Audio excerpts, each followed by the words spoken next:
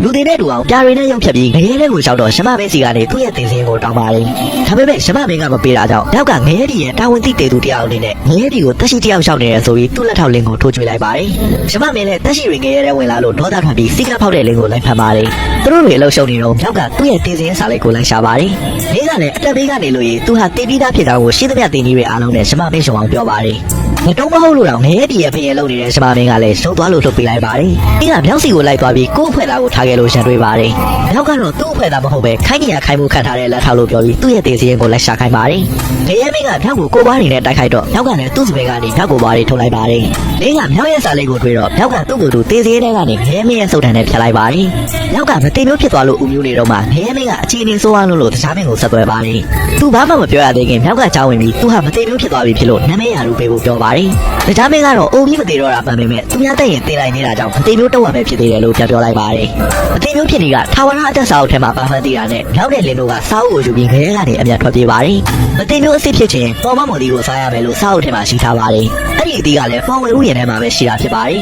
။နောက်ကပေါ်ဝဲဥယျာဉ်ရဲ့ဒီနေရာကိုရှာခိုင်းတာတော့လင်းကငကားမင်းကိုဆက်သွယ်လိုက်ပါတယ်။တကယ်တော့လင်းကငကားမင်းနဲ့အပေးယူလုပ်ထားတာဖြစ်ပါတယ်။နောက်က69ယောက်မြောက်မိတ်ဆာကိုနှိမ့်နှင်းတီးခြင်းလောက်မှာလင်းကသူတို့ရွာမှာမိုးကောင်ရေရှာဖြစ်ပြီးပြည်သူတွေအခက်ပေးဆိုင်နေလို့ငကားမင်းစီမှာမိုးရွာပေးဖို့ဆုတောင်းခဲ့ပါတယ်။တိုက်ဆိုင်ပဲငကားမင်းကမြောက်စီကတော့ကိုပြန်ယူဖို့လာရင်သူ့အိမ်သားကဖြတ်သွားတာနဲ့တိုးပါတယ်။ငကားမင်းကြီးကသူ့ဆုတောင်းတကြပြီးသူတို့ရွာကိုလာခဲ့တယ်လို့လင်းကထင်လိုက်ပြီးအသေးအတန်ကျေးဇူးတင်နေပါတယ်။ငကားမင်းကလည်းမြောက်စီကတော့ကိုယူပေးနိုင်ရင်ရွာကိုမိုးရွာအောင်လုပ်ပေးမယ်လို့လမ်းကြုံအပေးယူလုပ်လိုက်ပါတယ်။အဲဒါကြောင့်လင်းကမြောက်တော့ကိုတကောက်ကောက်လိုက်ပြီးဒုက္ခခိုးကိုချောင်းနေတာဖြစ်ပါတယ်။လက်ရှိမှာတော့ငကားမင်းကသူ့လုပ်ထားတဲ့ဥယျာဉ်တူစီမြောက်ကိုခေါ်ခဲ့ဖို့လင်းကိုပါလိုက်ပါတယ်။လင်းကလည်းငကားမင်းအစိတ်တုတ်ထားတဲ့မတ်မုံသီးတွေရှိတဲ့ဥယျာဉ်ကိုခေါ်သွားပါတယ်။ဂျိုတီရှိအောင်မတ်မုံပင်တွေအများကြီးထားရပေမဲ့အပေတပေစားတဲ့အစိတ်ရှိလို့တပေတိုင်းကိုပဲရွှေ့စားမိအောင်ပြီးပေါင်းထုတ်ပြထားပါတယ်။ဒါပေမဲ့နမောနမဲနိုင်တဲ့ငကားမင်းရဲ့တပည့်တွေကမိမောင်းကိုခလုတ်တိုက်ပြီးဘယ်ပင်မှမမှတ်မိတော့လို့တွေးတဲ့ပင်ကိုပြန်ထိုးခဲ့လိုက်ပါတယ်။နောက်ပြီးရောက်လာတော့တာမန်ဥယျာဉ်ထက်တော့မွဲချောက်ချောက်ဖြစ်နေတဲ့မော်ဝင်ဥယျာဉ်ကိုစိတ်ပြတ်သွားပါတယ်။ဒါပေမဲ့မတင်မျိုးဖြစ်ရင်ပေါ်ဆန်းဆန်းတောက်ပနေတယ်လို့ထင်ရတဲ့အပင်ကအသီးတစ်လုံးကိုခူးစားလိုက်ပါတယ်